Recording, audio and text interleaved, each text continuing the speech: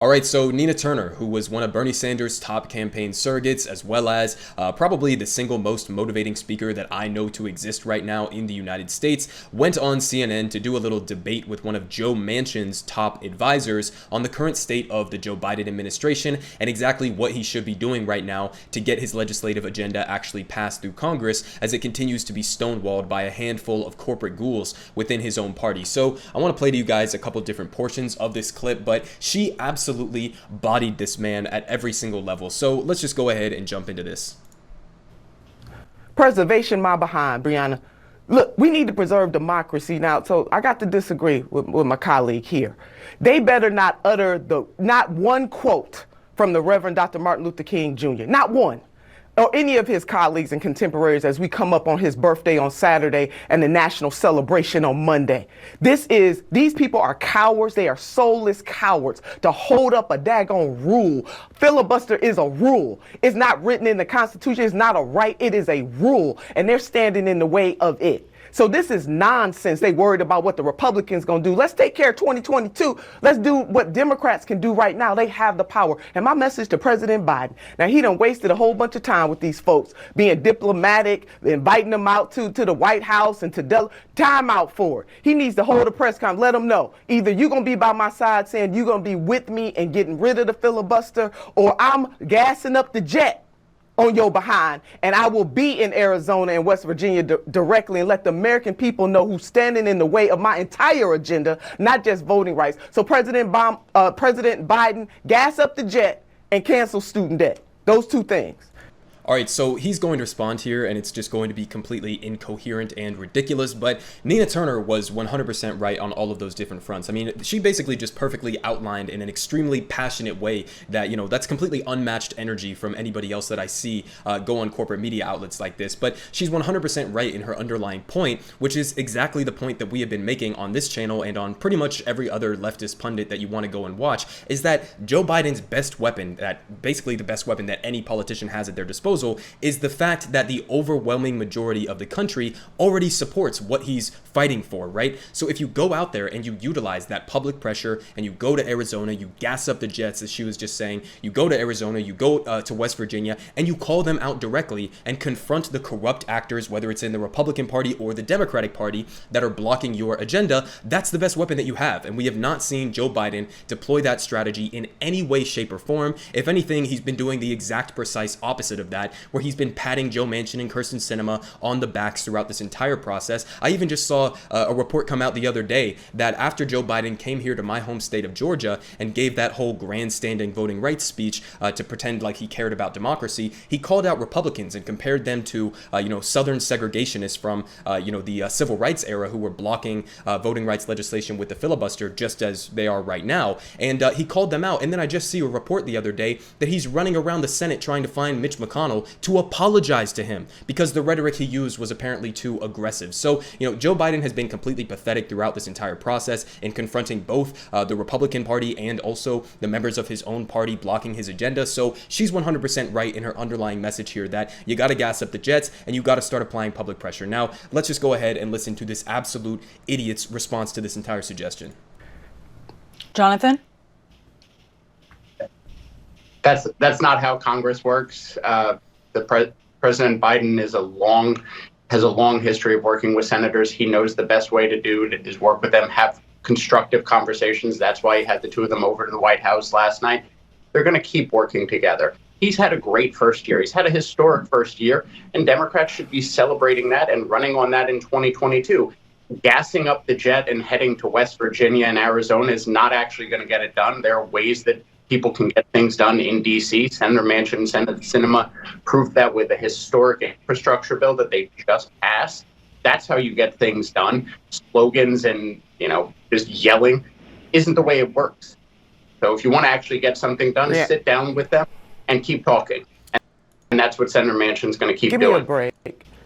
Yeah, give me a break. Okay, so first of all, what he just said there is completely delusional to the actual reality of what we've seen on the ground happening throughout the entirety of these negotiations, right? His idea of what progress looks like in the Senate, or how, our Congress should be functioning. I mean, he literally just said, that's not how Congress works. Yeah, we know that that's not how Congress works. That's why the American people overwhelmingly fucking despise Congress, okay? The last time that I checked, our Congress had like less than a 20% approval rating. So clearly, this behind closed doors, backroom negotiations that they're doing are not only not working in getting big, bold policies passed, but they're also not working because the American people see the corruption that is happening behind those closed doors and they reject it. They despise it. So everything that he's suggesting here is exactly why the American people hate the current state of how our entire Congress, but especially the Senate with the filibuster work. We know that it's corrupt and we know that they're not actually getting anything substantive done for the American people. Then he appeals to the infrastructure bill, okay, and calls it a historic investment. Listen, and Joe Biden said this even himself. He said it was a once-in-a-generation investment. If that is the case, and that infrastructure bill, that pathetic, watered-down privatization scheme of an infrastructure bill, if that's the actual once-in-a-generation investment, then the next generations are going to have a D-plus infrastructure in the exact same way that we do right now, okay? Because that was hollowed out. It was completely absurdly pathetic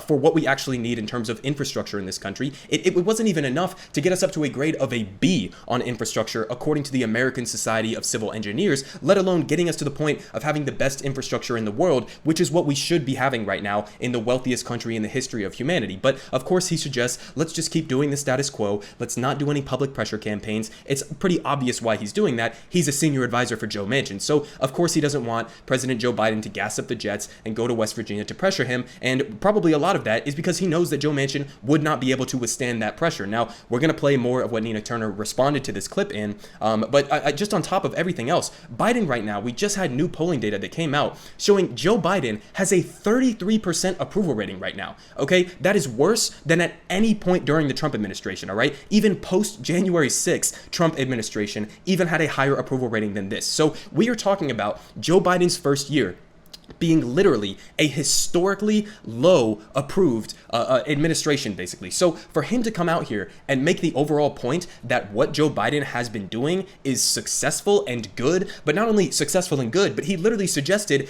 Democrats should run on the strategy that Joe Biden has been doing so far. If they run on that, they're going to get absolutely obliterated. You can see that because he has historic lows for a president in his position. So again, just completely absurd to suggest that the status quo is working to get legislation passed. But on top of that, okay, how the fuck is that your political strategy? It's almost like these guys don't really care if Republicans or Democrats remain to be in power. So now let's go ahead and listen to Nina Turner's absolutely amazing response to this.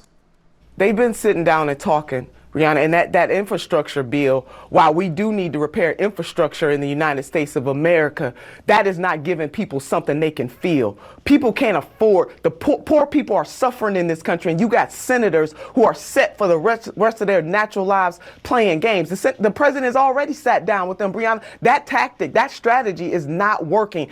And the rest of the senators on the Democratic side need to hold their colleagues accountable, because allegedly Sinema and Manchin are the only two holding out, which we know that's not true. If in fact it is true, though, let me lay that out there. If in fact it is true, then they need to hold their colleagues accountable.